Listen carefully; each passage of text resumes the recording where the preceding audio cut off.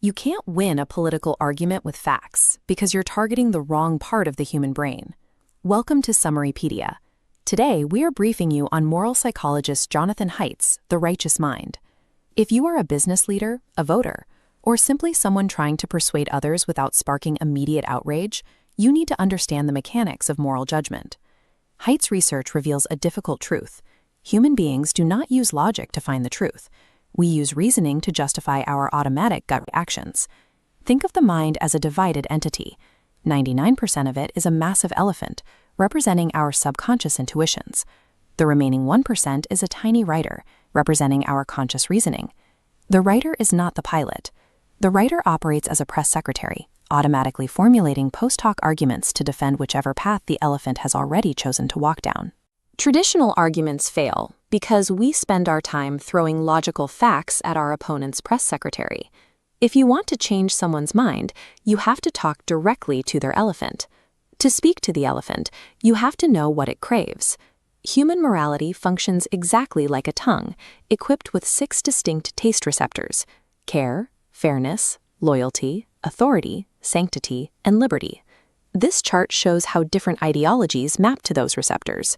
Secular Western liberal morality relies on a relatively narrow palette, primarily activating just 2 of these slices: concerns about harm and concerns about fairness. Conservative messaging possesses a built-in advantage because it consistently cooks meals that activate all 6 receptors, engaging voters' intuitions about loyalty to the group, respect for authority, and the sanctity of traditions. Political and persuasive success ultimately goes to the side that formulates a moral menu satisfying the widest variety of these innate human taste buds. Haidt describes humans as homo duplex. We spend most of our time acting as 90% chimp, driven by self-interest. But under the right conditions, we are 10% bee, capable of transcending selfishness to serve a hive. This hive switch is our evolutionary ability to bind into deeply loyal groups, like religions or political parties. It creates intense cooperation internally, but it simultaneously blinds us to the validity of any outside group's moral matrix. To override this blindness, you must step out of your own matrix and follow the sacredness of your opponent's beliefs. Empathize with their elephant first before attacking their rider. Haidt, a leading moral psychologist, bases these frameworks on extensive data collected at yourmorals.org, stripping the emotional volatility out of political science to analyze how we actually make choices. Bridging our divides is impossible unless we first learn to frame our arguments using our opponent's native moral language. Let's review the core mechanics.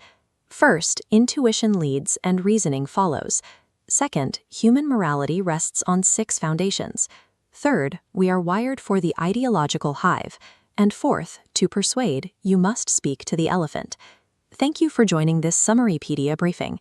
If you found this breakdown valuable, please like, comment, share, and subscribe for more insights.